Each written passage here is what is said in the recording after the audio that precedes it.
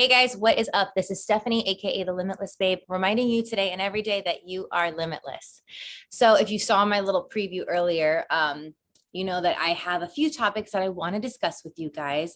Very exciting, joyful topics, and then some heavier topic if I get the chance. So here's the thing, you know that, well, you may or may not know, depending on whether or not you're new or have been here before. I'm having some technical difficulties. For the last few weeks, I have recorded a few videos and none of them have saved, and it's been super frustrating and disheartening. So I just kind of gave myself a break. But one of the big things that I wanted to talk about and was actually talking about in those videos was the Johnny Depp and Amber Heard trial. And my views on it as someone who has experienced NPD abuse, which they don't technically talk about in the trial, but outside of the trial on YouTube, different therapists have discussed this. So I wanted to share my thoughts on that. But it's a very heavy topic, and I've been in such a wonderful state this last weekend and week specifically that I kind of just want to stay as high vibe as possible. And if I feel up to it at the end of this video, I'll share with you my thoughts. If not, maybe in another video, maybe not. Maybe I'm just going to let it be and let it ride, but we'll see. So let's see where this goes. The main topic that I want to talk about is, actually, I don't know if there's a main topic. There's two topics that kind of are big deals. So one is the thought and concept of immediate gratification. And the second topic is just simply a life update and the power of a good mindset, of a healthy, strong mindset, and how it can invite in blessings. So, and this is true stories, all true stories. So I guess grab some popcorn, grab a cup of coffee, whatever you want, and let's talk. Actually, I kind of wish I had a cup of coffee. Hold on a second. Okay, that's so much better. And yes, guys, this is the bulletproof limitless coffee. So if you don't know about that one, it's in one of my videos. I'm going to make a short about it soon. It's Bustelo. It is MCT oil creamer, cayenne pepper, cinnamon, cocoa powder, coconut oil, and almond butter. And yeah, that sounds really weird. It sounds like a lot to put in coffee, but you're not putting huge amounts of any of it in. And it's just really delicious. Then you blend it all up and it gets frothy, and it keeps you full for so long, and it's just really delicious. And I don't know if it's a coincidence or not, but it really seems to help me, maintain and rebalance my weight anytime I fall off track. So I love it. One day I'll make a video about that. But back onto the topic. Okay, so I guess I'll start with immediate gratification, because that's what the video that I was super frustrated about last week that didn't record was about. And it's so funny because the video was about immediate gratification. And here I was having technical difficulties and getting frustrated about the fact that I was not getting immediate gratification. And when I had that realization, I said, okay, Steph, you know what? Cool down, relax, give yourself another week. I know that you're feeling a little bit of pressure and a little bit of frustration because you want to stay consistent, but clearly the universe is giving you another sign and another lesson in just disconnecting, which I don't know if you guys remember, last December, I had the same issue where I was just having a lot of technical chaos. And the moral of the story for me was to disconnect. It was a forced disconnect. And it was probably one of the biggest blessings that I could have experienced with my daughter, and just really focusing all my time and energy on her. So anyway, to be perfectly honest, I don't even remember what I said in that video or how that even came to be, but we're going to reroute that message into the fact that, oh, yes. Is that what it was? I don't remember. You guys know I forget things. Well, you may not know. If you're new, welcome. Hi, I'm Stephanie. I forget things all the time. This is a byproduct of motherhood. It's such a blessing. But you know what? It causes for funny conversation. It gives you funny conversation, because it is kind of funny when you forget things all the time, I guess. So anyway, what the hell was that topic about? I don't know. But in any event, I guess I'll just kind of sum it up into the fact that we currently live in a very different society than anyone who's my age grew up in. right? Like I am, for example, 38 years old. So anyone in the late 30s to early 40s or beyond knows a time where we didn't have cell phones. We didn't have this technology constantly looming at us and people having immediate, constant access to us. And I got to tell you, I think people were a lot happier. I can't help but look at the rate of anxiety and depression and how high all of these things are, and how kids younger and younger and younger are having these issues, and thinking, well, what's the difference? What is the difference between when they're growing up now versus when I was growing up? And I realized the difference is we didn't have the internet. We didn't have cell phones. We didn't have smartphones, let alone where you have both combined. We didn't have access to all of these extra people, which I don't want to just sit here and bash it, because yes, in some ways it's a hindrance, but it is also a blessing. And I recognize both, right? But I think that like with anything else, it involves moderation, it involves balance, and knowing enough about yourself to say, I need a break. And having that strong boundary set in ourselves to be able to express to others, I'm not going to be available 24/7 just because we live in an era where cell phones are a thing. And I think that that's something that thankfully, most of the people in my life, if they're still in my life, it's because they understand and respect the fact that I refuse to be attached to my cell phone. You know, I'm that person that I'll either respond to you, there's that meme, in 3 to 5 seconds or 3 to 5 business days. And honestly, sometimes it's 3 to 5 weeks. Like it's just not even intentional. Sometimes I'll see the message come through, but I'll know that it's important, and recognize in myself that if I open this message now and I don't have the time to devote to it, I'm going to forget and I'm never going to get back to this person. So it's better to just leave it open, leave it unopened, so that I always see it as the reminder. Unfortunately, sometimes a few days goes by before I remember to get back to it because things start piling up. But whatever, guys, 20 years ago, well, no, 20 years ago, you were starting to. 30 years ago, you didn't have this access to people. And how did we lose the ability to have patience and respect other people's time as well? If it's really that urgent, pick up the phone and call the person. And if they don't answer, just wait. They'll get back to you. If it's important, they'll get back to you. I promise. Okay. But yeah, I just think that we live in a really different time, and it's a little scary. It's a little exciting. It's a little frustrating, but I think that what this all lumps down to is you can either live in frustration about it or develop this level of anxiety or depression about it, because not only do you feel the pressure of having to get back to people immediately, because some people do, some people are like, oh, but the text came in, I have to respond quickly. No, you don't. But we have that pressure, but we also have the pressure of social media showing us all of these different people that we don't know. So we don't know the reality of their lives, seeing their highlight reels. Okay, because most people out there, not everybody, but most people are not posting their worst moment. Most people are not out there broadcasting stories like I shared with you guys about the bathroom or when I got puked on. Like most people are not telling you that stuff. They're just showing when they look their best, when their kids are dressed perfectly, when they're on their family vacations, when they're on the beach or on a yacht. Like they're posting their best stuff. And a lot of them are using filters. So this idea of comparison and having immediate access to all of this information, it can feel, or I can understand how it can feel overwhelming. It can feel like I have to compete or compare myself to this now. No, you don't. Again, like you do not have to do anything now. You don't have to respond to people now. You don't have to turn around and have a 6-pack now. You don't have to take your family on a vacation tomorrow. You can build up to these things if that's what you desire. That's another thing to remember, that what works for you in your life is very different than what may or may not work for someone else in their life. And you don't have to compare yourself. Like no one has it right. No one has it wrong. It just is. Whatever life you're living, that's the life you're living. Now you have a choice. You can either choose to love it or you can choose to change it.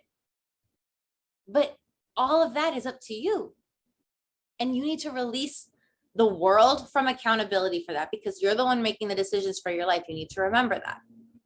So if you're choosing to look at all this stuff, if you're choosing to follow these people, then you're putting yourself in that perpetual feeling of not good enough.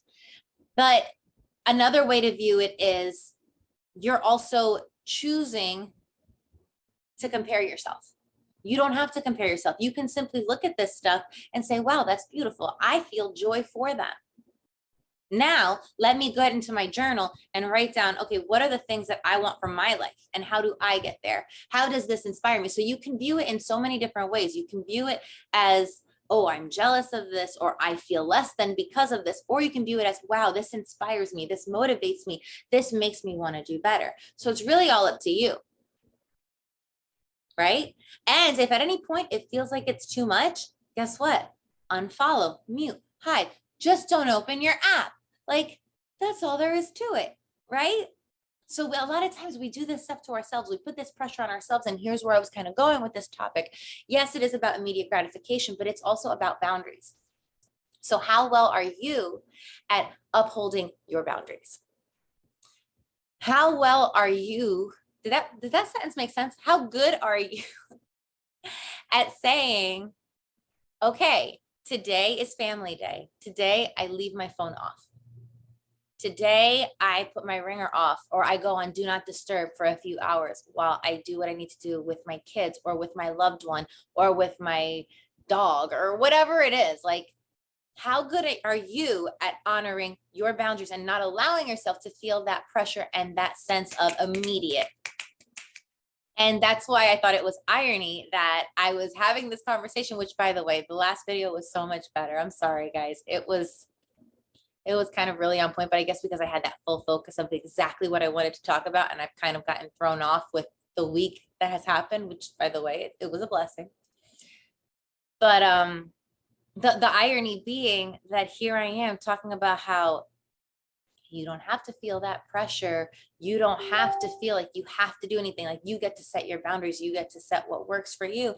And here I was getting frustrated because what I wanted to do or what I felt like I had to do wasn't working out. And at some point you have to stop and realize that the universe, God, source, whatever you believe in, somebody's trying to tell you something. Somebody's trying to tell you to pause and to relax and to take a breath and to take a minute for yourself or whatever you need to do for yourself and release yourself from that pressure, because it's going to be way more enjoyable if you're doing it wholeheartedly because you're excited to do it, not because you feel like you have to do it, right? So there you go. That's one topic. Topic number 2 is a life update. I guess let's just start with that life update. And if you haven't been following my channel, then I will quickly recap you. Basically, in the last 2 months, I lost my grandmother. I lost my oldest dog. I say that because I have 2. Well, I had 2. So the older of the 2, the one that I had since she was 9 weeks old, like, that was my baby. That was my best friend. That was my world for the longest time. So I lost her. So those were really hard tragedies. And then on the flip side, I had my birthday. I had my daughter's birthday. We had Mother's Day. We had, in the interim, since like in the last week, we went on our first vacation together. So there's also been like a lot of joy. So it's been, yes, a low, but then a high. And I think it's really important in life to recognize that it's not always going to be one or the other. You're not always going to have highs. Like, if you're at a peak, understand that valleys are going to come, but you don't have to look at them as a negative, right? Like, we can look at them as the valleys are what make us stronger, what help us develop our muscles, and also what make us appreciate the peaks that much more, right? So I definitely am feeling a lot of gratitude and love for the peaks right now, but it goes even beyond those simple things that most people experience, right? Like, everybody has a birthday. Hopefully, and most people get to, at some point in their life, go on some type of a vacation. So those aren't really like mind-blowing blessings. I hope you guys can hear me okay, because of course the landscapers are here and it just sounds like chaos out there, but I'm going to try to get closer and talk a little louder. Blessings. So in one of my videos a few weeks ago, I talked about how I was doing a 5-day masterclass, and I shared the link, and I'm going to share the link down here too. I have also a code for you guys if you want to look into it. I am very much into self-development, self-growth, evolvement. I don't know what other way to put it, but basically like bettering yourself, self-improvement. And so I have an amazing coach that I work with. She's a life coach. She is just fantastic. So I had done that 5-day masterclass with her. And during the process, in that video that I talk about from a few weeks ago, I was still like, either I was in the middle of it or I had just finished it, and I was still absorbing and processing everything that I was feeling from it. So I didn't want to talk about it too much because I was just still taking it all in. Well, I want to talk to you about abundance, about mindset, about blessings, and inviting it in, and how the universe works. So, and also keep in mind, like, I've not always been this way, right? Like, I'm sure someone's watching who is battling depression, anxiety. If you're like me, I have battled with post-traumatic stress disorder, both from domestic violence and also from physical violence. I've never talked about it on the channel, but I was gang assaulted. I don't know if that's the right term, but yes, I was assaulted by a gang, and that caused a lot of havoc in my life and in my psyche, and it created a lot of trauma in my body. And those things don't just go away on their own, right? Like, and they're very real. The struggle that you go through when you're overcoming that stuff is very, very real. And the people around you might not be able to help you, because the thing is that they'll never know or understand what you're feeling inside. You have to get yourself to the point of saying, okay, like, I recognize this and I want to make a change. I want to make a shift. I want to be better for myself, for my loved ones, for my life. And so I went through that a few years ago. And I started finding, one coach, and then another coach, and then another one. And now here I am with this one, Shahrzad Shukra. She is fantastic. Look it up, TheMasterpieceWoman. She is just a phenomenal coach, a phenomenal woman, a phenomenal mentor and inspiration. And I do feel like between all the coaches that I've worked with, and like I said, I've worked with different ones for different things, and I've had specific ones for overcoming my PTSD, and specific ones for learning more about my feminine and masculine energies, and specific ones for learning about money mindset and overcoming things in life. And I've been really blessed and fortunate to have always the right coach come at the right time. And that's just how it works. Okay. Like, when you open yourself up to it and tell the universe, God, source, everything, I'm ready. I'm ready to grow. I'm ready to learn. They'll send you the right teacher, but you have to pay attention. And if Shahrzad is the right teacher for you, I highly recommend that you look into her, because she's phenomenal. So in any event, during that 5-day masterclass, we had homework assignments every day. And if you did the homework assignment, you were put into a drawing. And so I did every assignment. I took it very seriously. Like, I know I've worked with this coach before in different facets. I know how effective she is and how powerful she is at bringing out the best in you. And I wanted it and I desired it. And so the prize for that drawing was $555, which you could either take the money and run, or you could reinvest it into her program. Like, I love that she also gave you that choice, right? Like, it wasn't just, well, you only win this. Like, she actually gave you the opportunity to decide, do I want this? And my answer was yes. Yes, I did want this. And where I also want to go with this is to start,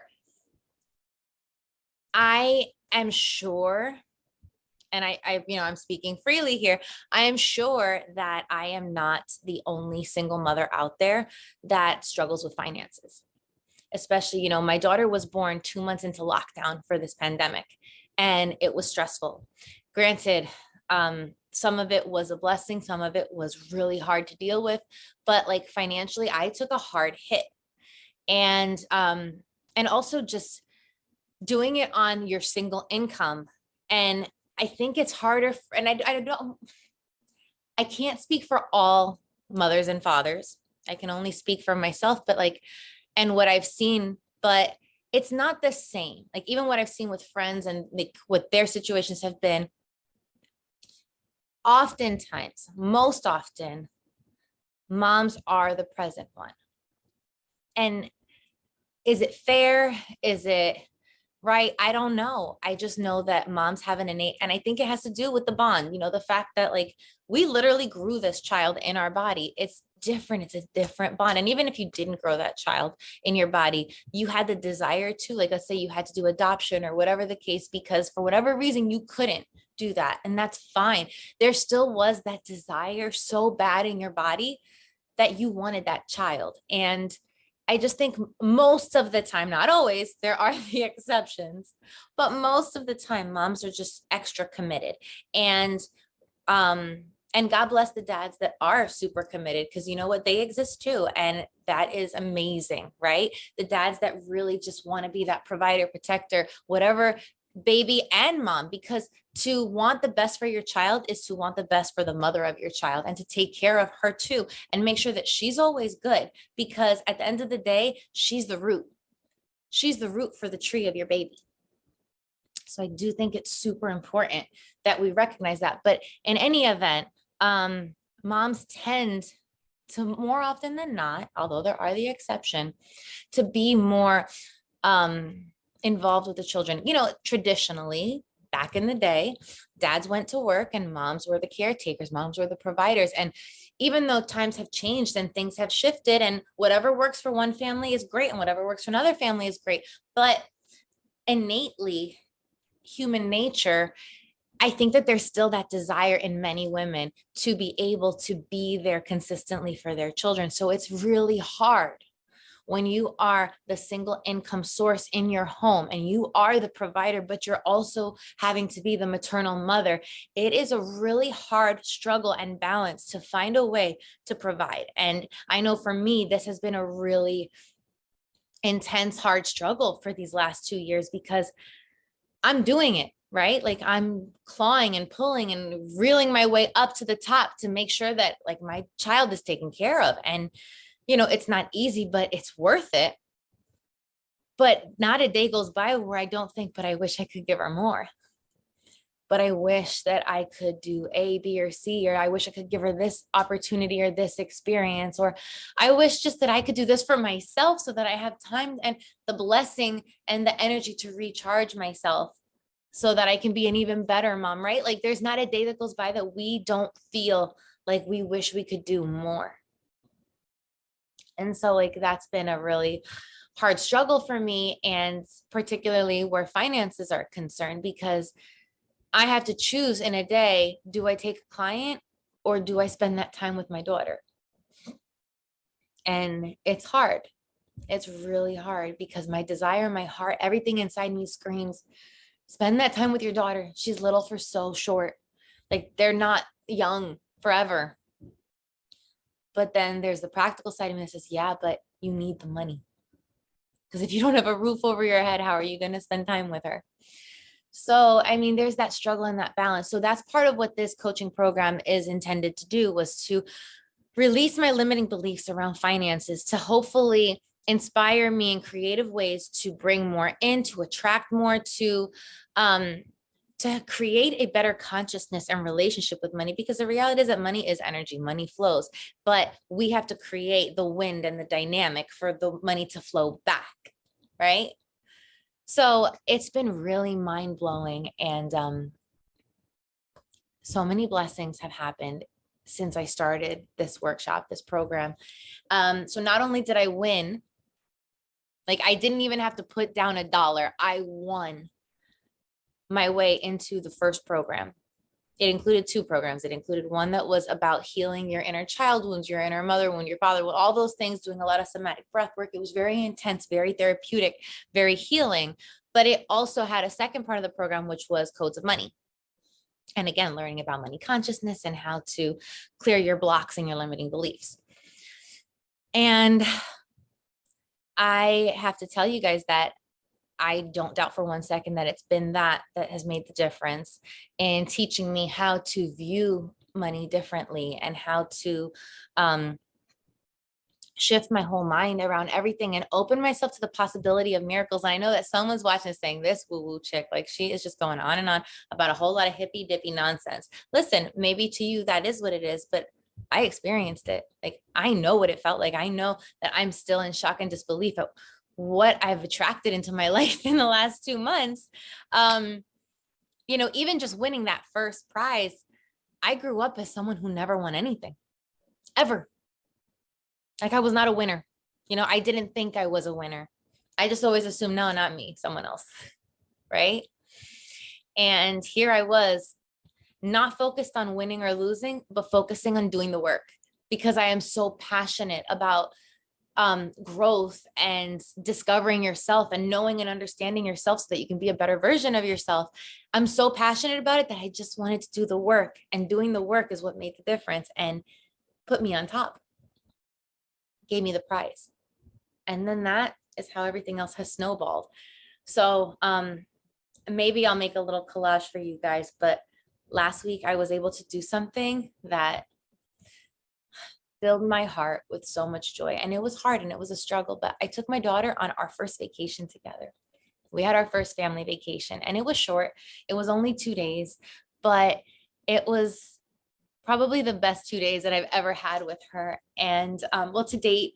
And I'm never going to forget it. And I hope she doesn't either. And I have tons of photos and videos, although I didn't get from everything that we did because I was also trying to be as present as possible.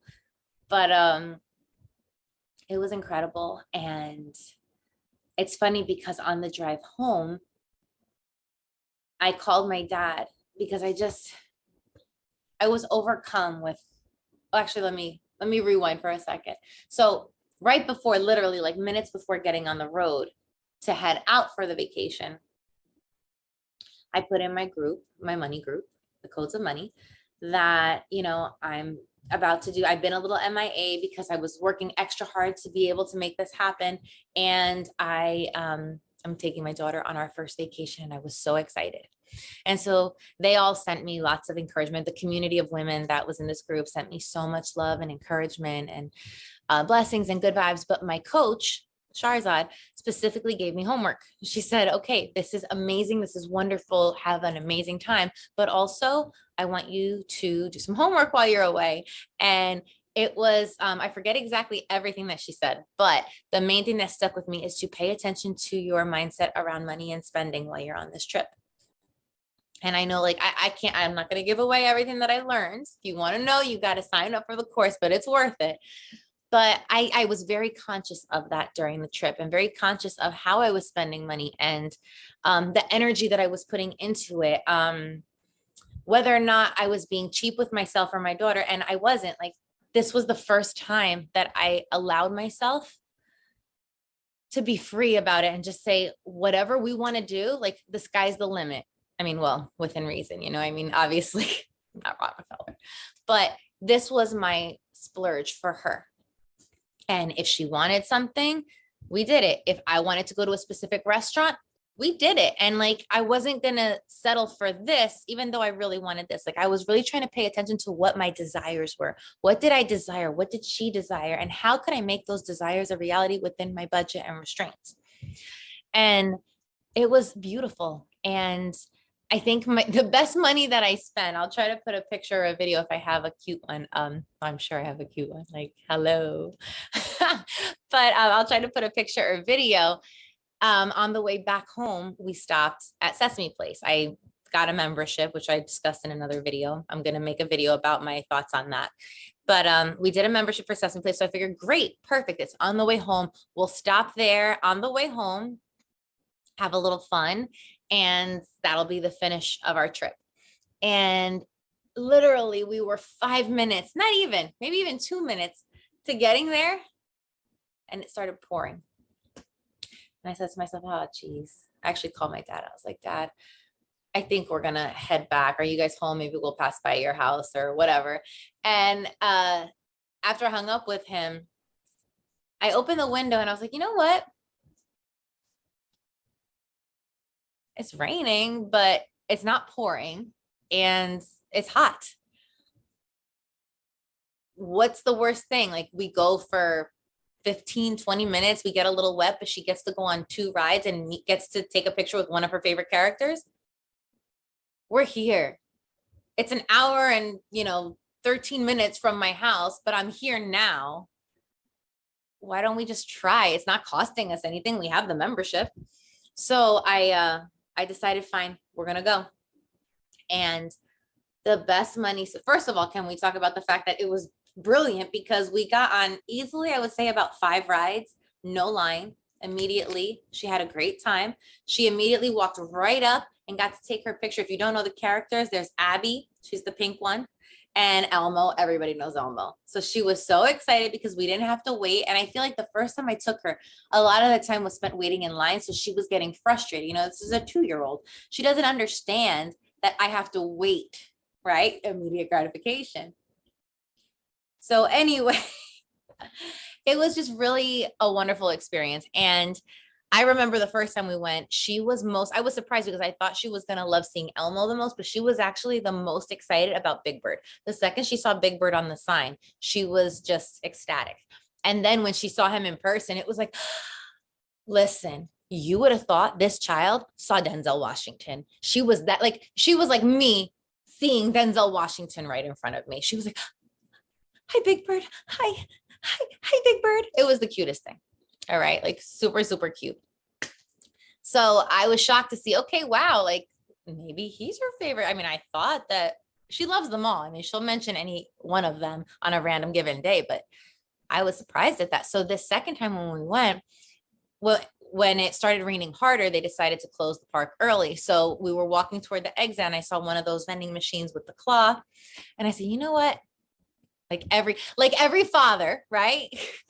On this trip, I was the father. In our home, I'm dad, right? I'm mom and I'm dad in our home. So I was like, sure, I'll try to win you one. So, $7 later, which wasn't bad. I mean, I got 7 tries and about 4 tries. And I was like, oh, that's right. They rig these machines because they know that this is too heavy for this claw to ever grab. So eventually I was like, you know what? Screw this. And I took her and we went to the souvenir shop and they had all of the characters in a circle on like this stand, all the little stuffed animals. And I said, you know something? Pick whichever one you want. Whichever one you want is coming home with us. And it took her forever because it's just funny because I thought for sure she was going to grab Big Bird, which she did. But then she put him down and then she grabbed this one and then she put him down and then she grabbed this one. It took like 20 minutes to get it established. But eventually, lo and behold, we walked out with Big Bird. And I got to tell you, was he overpriced for what size he is? Yeah. In fact, hold on. I'll go grab it.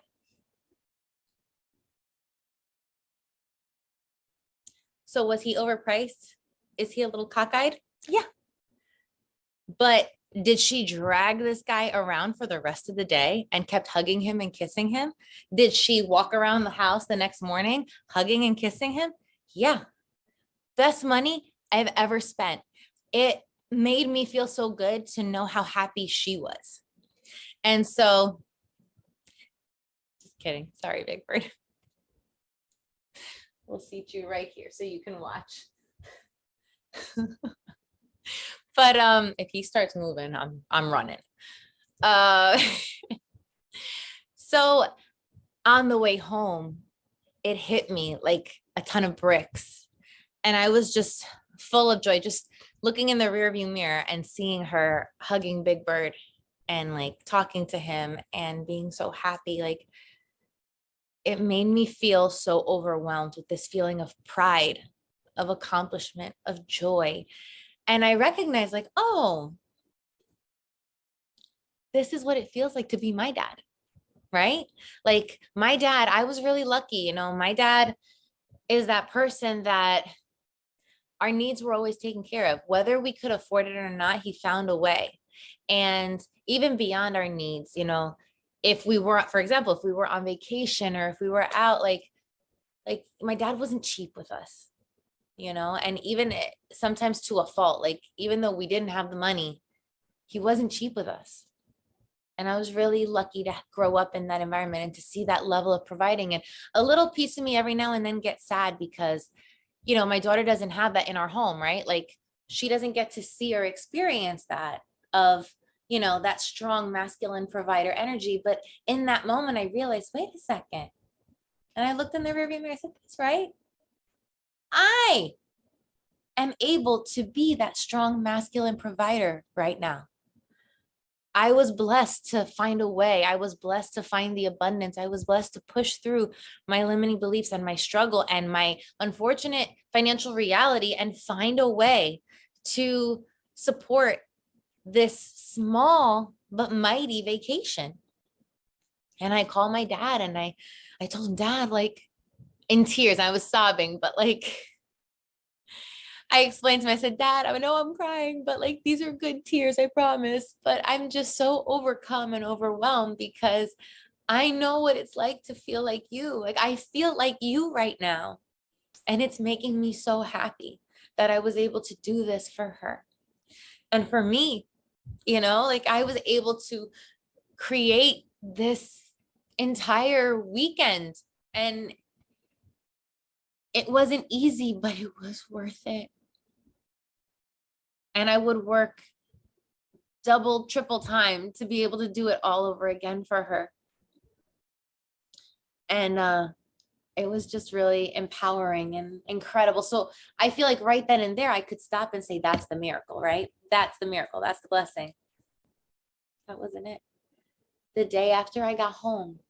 So I would say in the last week, my coach put out there that she was feeling inspired to run a promotion where she's pretty, I mean, I don't know. I don't want to say that. She's not expensive. She knows her worth. She knows her value. She knows what she brings to the table and she charges accordingly.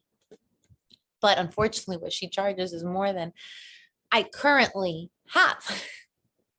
And I knew that if I put it on credit or whatever the case is, it would have been a financial pressure and burden on me that would have diminished my energy even more.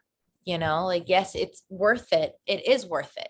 I know it's worth it. I've done the work. I've seen the fruits of the labor, but I knew that I just didn't have it right now.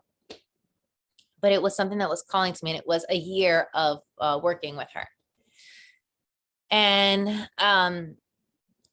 I look at my phone. So I worked that morning. I looked at my phone and I saw that she had posted it again. Oh, just reminding you guys that the last day for the special is on this day, blah, blah, blah. And I felt it again. I felt so much desire in me. Like, I want to do this. I wish I could do this. I have a craving to do this in my body, but I just not now.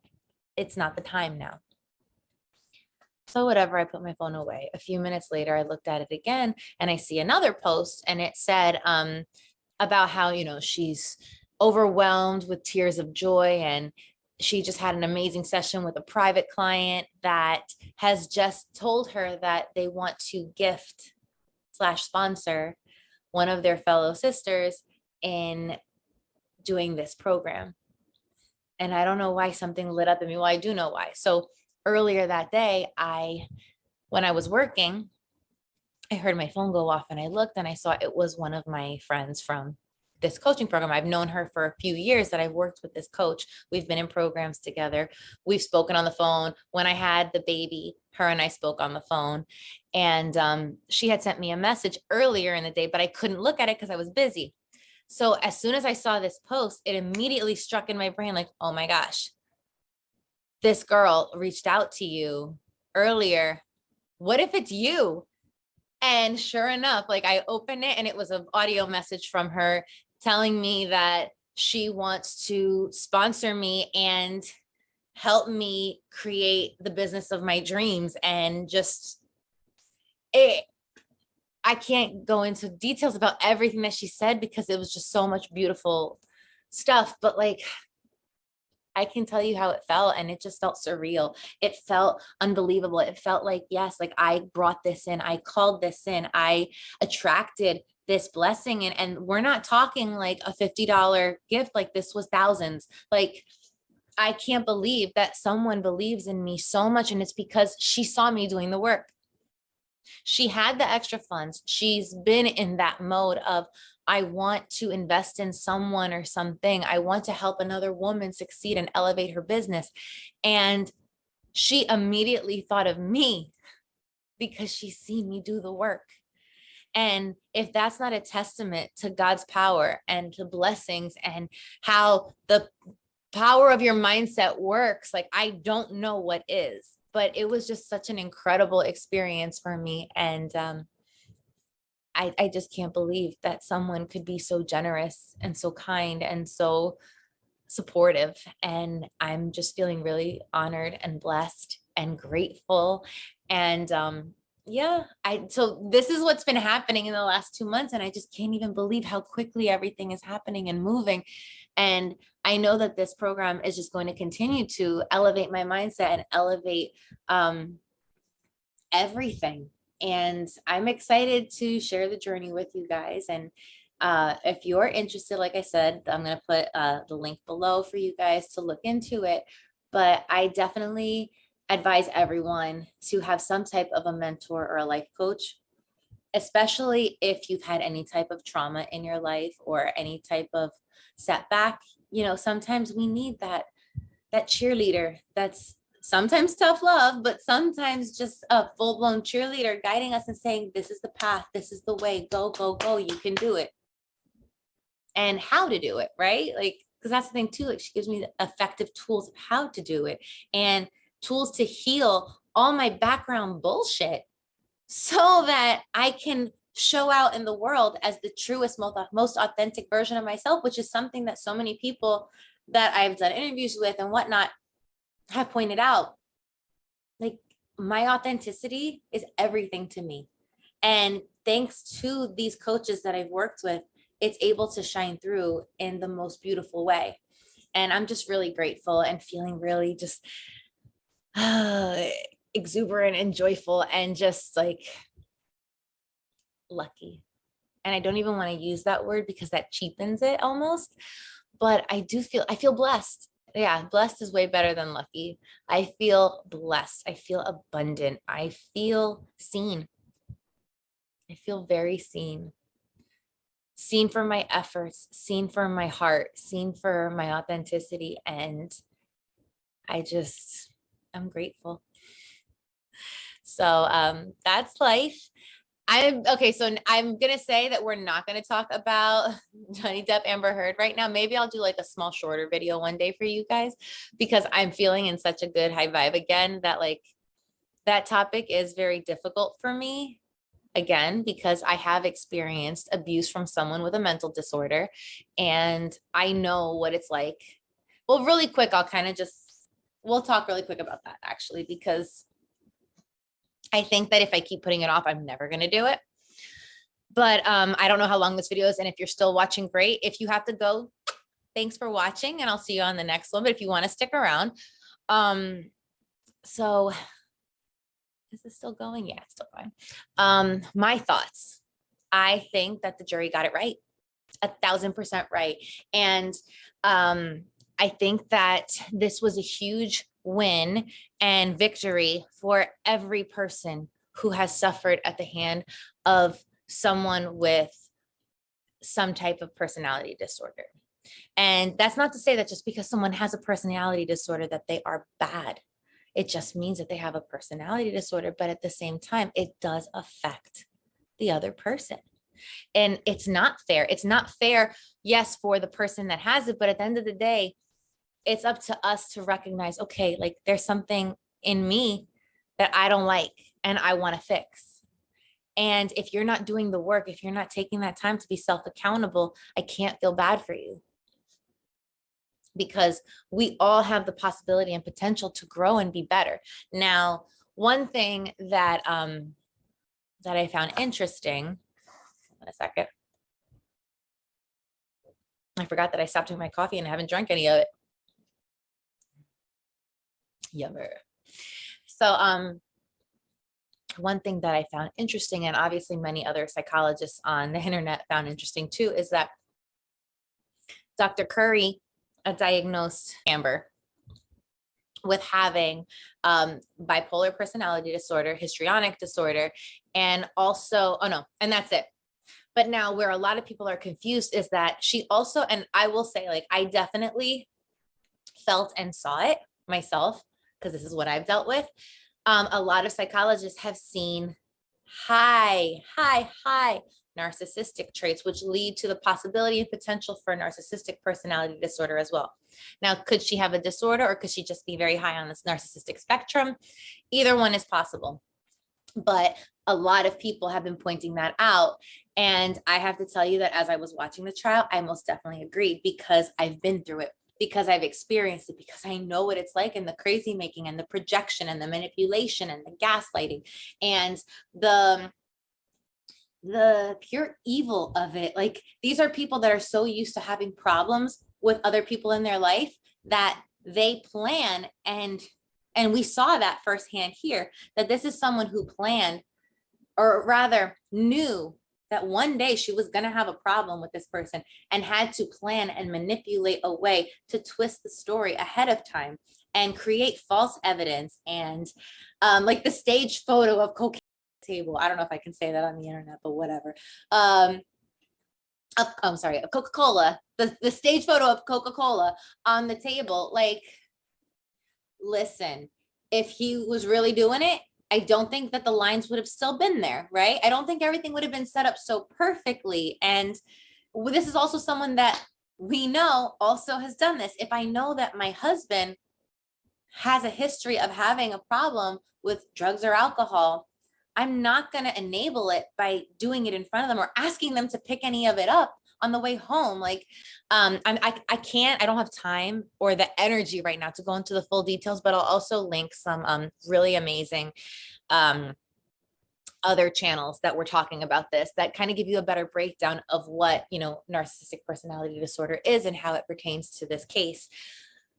But like I said, I've been through a lot of the things that Johnny Depp went through. And I think that so many people have wondered, well, why is this case getting such publicity? Why is this such a big deal? Well, you know, on the one hand, a lot of people can argue, well, because it's a rich white man that has a problem.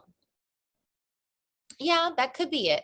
And even if that is it, thank God that he had that leverage, because this is something that is so much deeper than that, that transcends gender and race and economic status. This is something that transcends all of that, because this is the bigger topic of bringing light to the abuse that occurs from someone with this type of personality. And I don't think it's a coincidence that this was all huge. It was huge because he's not the only person that has dealt with that. I am in tons of support groups as a result of my experience with the abuse that I incurred from someone in my life. You guys know I talk about a very toxic situation. Like, I have had to join multiple support groups to heal, to recover, to recognize that all the gaslighting and the projection and the manipulation that I have experienced is normal when you're dealing with this type of a person, and it's not about you. And also to release myself and say, okay, that's right. This is not about you. This is their stuff. This is their baggage. This is not you. This is just who they are, who they're always going to be, who they've been in the past. And it just is what it is. And it's taken a lot for me to get to that point of recognizing, oh yeah, like this isn't about me, but this is about the fact that I saw it, I recognized it, I stood up for myself, and they didn't like it. So in my case, the abuse came on much faster than it probably would for others, because a lot of people will just take it and deal with it and let themselves get lost in the fog. Because that's another thing, it does create brain fog, and like you almost feel like, well, what is happening? I know, and I did for a while, I recognized it. I felt like, well, I know something's wrong, but I can't put my finger on it. And thankfully I had a professional in the field who knew both of us, discuss it with me and say, well, this is what I see is happening. I can't definitely guarantee this because I haven't done an evaluation, but this is what I see. And that was the game changer for me, because that was the day that I realized it's not you. I started to research it and I started to understand. And so in doing all my research and then sitting here watching this trial, I felt both very triggered because I saw a lot of things that I have dealt with this person. And I also felt very validated because for the first time it's being brought to light. I mean, I don't know that it's definitely the first time, but the first time so publicly, this is being brought to light and people are paying attention and recognizing that, wow, like this really happens.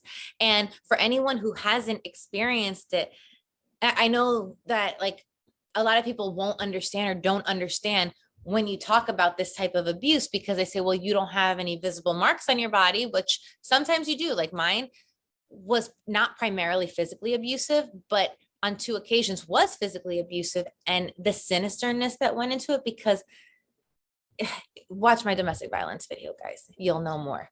But a lot of people just feel like, well, if you don't have a bruise, you're not hurt.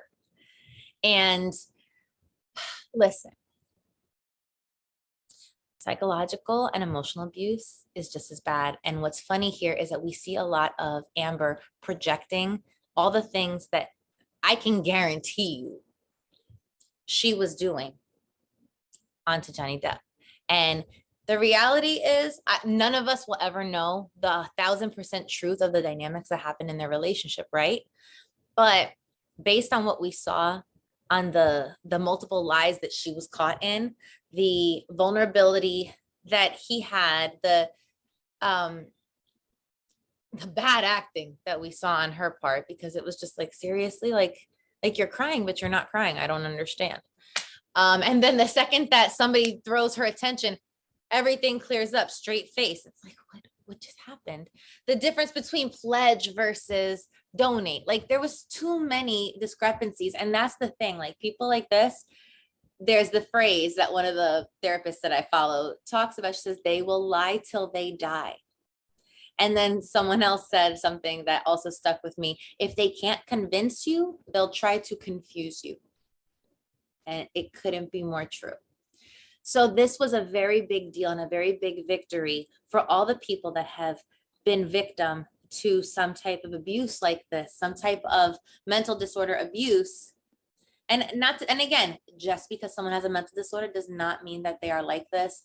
It doesn't mean that they can't get help. But in this case, in the case that I've dealt with, like this person doesn't want help. They don't even want to see that they have a problem. They just want to keep manipulating, using people, being transactional, lying and, deflecting and doing all of this crazy making behavior to avoid accountability. Accountability is the one thing that they hate, which isn't it funny that, now that she's being held accountable, we're seeing the turn of events that she is now going on, what was it, NBC, and trying to clear her name. But if you guys really pay attention to the interview and particularly the clips, I don't know if you guys know this, but a lot of people are also talking about the fact that there was a lot taken out from the teasers that wasn't put into the interview, which yes, that happens, but we're talking about like 1 or 2 words that made a big difference. And like, for example, one point that they made was when she talks about, when you're in it, when you're going through the abuse, you don't have the resources that say you or I do. And she spoke to Savannah. So clearly right there, she's removing herself from the category of people that get abused. And that was edited out. Like, why? Oh, because it was a big faux pas, because it was a big mistake that she's flat out admitting that she's never been, that she's been abused, right? And again, like, am I saying that Johnny Depp is perfect and that he was never verbally abusive? No, I don't know. But at the same time, I know what it feels like to be on the receiving end of this type of behavior and this type of passive aggressiveness. And I behave one way in public and then behind closed doors, I behave another way. I know what that feels like. And I also know what that brings out in you. But when I look at her and I hear her talk, this is not the way that someone who has been abused talks. When I hear that she moved on so quick, and let's be real, let's talk about what's going on between her, well, what happened between her and Elon Musk and this baby that she has and all that stuff. Like, listen, like that's some shady stuff right there. But this is someone who's going to keep repeating these patterns over and over again because they always do. Time always tells and the truth always comes out. But this was a big deal because it brought light to this into the world. And so even if it was only recognized because Johnny Depp is a rich white male, rich white high profile male, thank you for having that status, because without you, the world may never know that this exists. You know what I mean? And as far as the claims of, oh, this brought the Me Too movement back 10 steps. No, you know what brings the Me Too movement back? Do you know what hurts domestic violence survivors the most? Is women like this that lie about it, that make a mockery of it, that use it for publicity, because that basically is what creates the problem. That's what makes it so that people don't believe the true victims. It's the liars in the world that make it so that people have to question everyone. If one person lies, everybody has to be questioned, because we don't know if you're telling the truth now. So she should be ashamed of herself, not him. Now, again, I don't know the full dynamics of what went on in their relationship. And if anyone wants to argue about that, you can argue by yourself. I'm not going to participate. I'm only here to tell you that I am happy and validated in the fact that this brought life to a much bigger topic. And I'm hoping that the court systems are paying attention now to the fact that realistically, mental health evaluations should be a part of any type of court case, because it makes a difference in knowing whether or not someone is telling the truth or not. It makes a difference in knowing whether or not someone has a skewed perspective on reality or not when they're telling their story, because we're all going to tell stories from the lens of what we've experienced and from what we have going on in here, right? So honestly, I'm gonna tell you right now, if we get annual physicals, right? If we have to put on our driver's license that we wear glasses or this or that or any other health issues, I think that it would be beneficial to the world and to the people that have to deal with this stuff to have a mental health evaluation, like an official mental health evaluation done at minimum every 10 years. And not to ostracize someone, not to alienate them, not to say, oh, you're bad, but simply because if someone has a personality disorder, maybe you proceed with caution and maybe that's the wrong phrase, but maybe you move differently around them. Maybe you speak differently around them. Maybe you adjust because you recognize that their ability to see things clearly is skewed. And if you want to be more effective with them, you now know, okay, like, if a cop pulls someone over that could just blow up, has a manic fit, then they already know pulling them over, oh, this is something that could happen. So at least maybe we're mentally prepared and we can be trained on this, and maybe that's me and my Pollyanna vibes trying to hope for a better world, but I don't know. I just, again, as someone who's been through it and knows how unfair it is and how frustrating it is and how much it steals your soul. And that's another thing that pissed me off. All the time that she kept saying, I just want my voice back. And, oh, he tried to take, no, sweetheart, you took his voice. Just like a lot of people with these disorders take the voice of people in their lives. And I know, like, for me, look, I don't even feel free and safe to speak freely about it, because I know that these people also hide behind lawyers and all these things. And a lot of them, I just, listen, it's not worth it. But don't sit here and tell me that you just want to speak your truth, because you don't know what it's like to feel like you can't speak, to have your voice taken.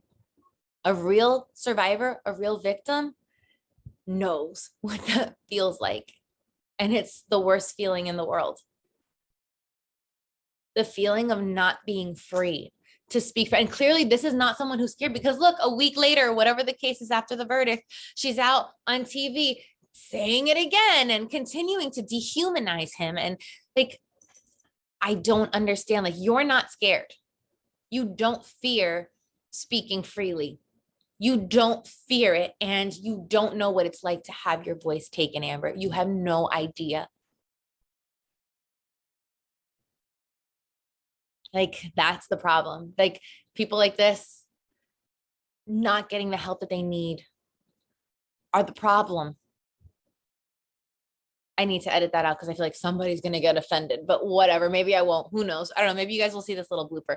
But anyway, that's the issue and that's the struggle. And bringing this to light, I'm hoping makes a difference in the court system and how they proceed. And also just makes a difference in everyday lives of people and how they pay attention. Maybe you pay a little more attention, because that's another thing. I've talked about it before. This type of person will pretend to be your ideal. They will pretend to be exactly what you wanted. And why do they come across exactly what you want? Because they're in actuality mirroring you. They're studying you. They're paying attention to who you are, how you tick, what you like, what you don't like, and they're mirroring it. And then eventually they can only hold that mask up for so long. And every now and then it's going to fall. And when it falls, you see the truth. And I'm telling you right now, when you see the truth, pay attention, because things don't get better. They only get worse. I'm just speaking as someone who has experienced it and knows what it's like. Now, is there life after this kind of abuse? Definitely there is. And, you know, like I said, with what I just talked about, like good coaches and really digging deep and understanding what it is about you that attracted that person. And not that I'm saying to put blame on yourself, but you do have to dig deep and say, okay, but is there a certain amount of codependence in me, or whatever it is that maybe attracted this, and this person knew that they would be able to get away with this with me. You got to heal yourself, guys. You got to protect yourself. You got to just do what you need to do. And good for you, Johnny. I'm proud of you. I'm happy for you that you stood your ground and that you stood up for yourself and that you got your name back, because this isn't fair. What happened to you wasn't fair. And that's the problem, is that I am all for the Me Too movement, but I'm not for a witch hunt, and I'm not for taking people down that don't deserve it. And I'm not for liars, and I'm not for manipulators or projectors or gaslighters. And it's time that the world starts holding people accountable for their words, their actions, their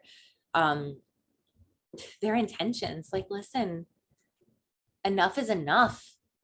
Like, we're all out here just trying to do our best, trying to live, trying to be good people. And it's not fair that we have to deal with this and then be treated like, well, who's telling the truth? Like, no, it's not right. Is it part of life? Yeah. Is it right? No. So I digress. But anyway, let's talk about some MVPs in this case. And I will tell you, if anybody wants to send me a Camille Vasquez t-shirt, I would love it. I would wear it. I love her. She just, oh my gosh, she is a role model for little girls everywhere.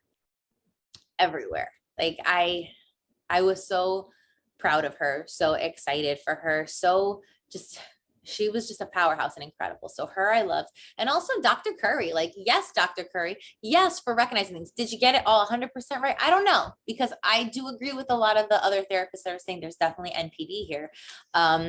But did you do the damn thing and point out, like, it's weird because she got all the traits right. Like, when she gives the explanation of why we have this, why this evaluation was given and why the diagnoses were given, they do line up. But that's the thing. A lot of these disorders, what's the word I'm looking for?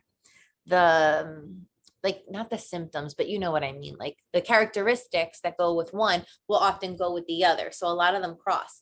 But like, she got those explanations all on point. When I was listening to her explaining why she gave her the diagnosis, I was like, yeah, yes, check. And when she talked about how she didn't see PTSD in her, check.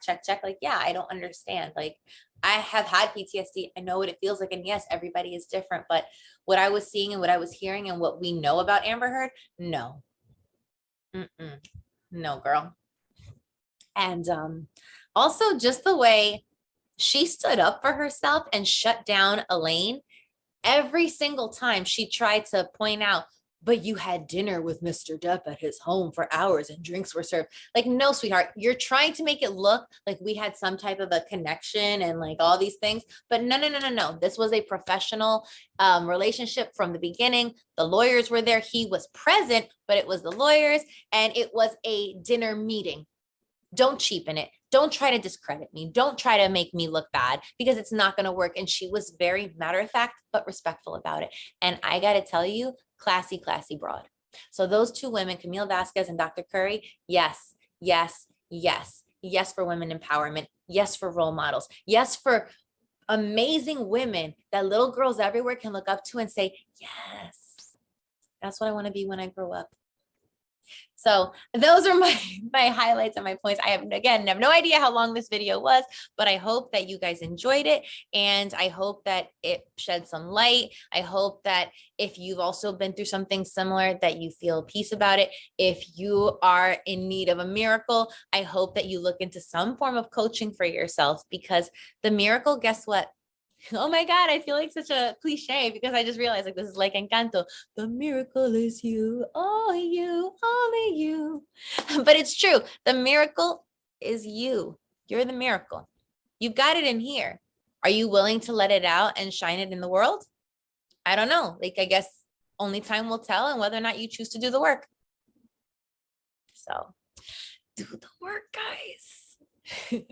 Heal so you can reveal, right? All right, so I'm signing off. I hope you had a great time with me, and thank you for tuning in. Thank you for your patience. I love you guys. If you haven't already subscribed, please do. If you enjoyed my content, please share it with someone else that you think would enjoy it. And stay blessed, stay limitless, and have an amazing day.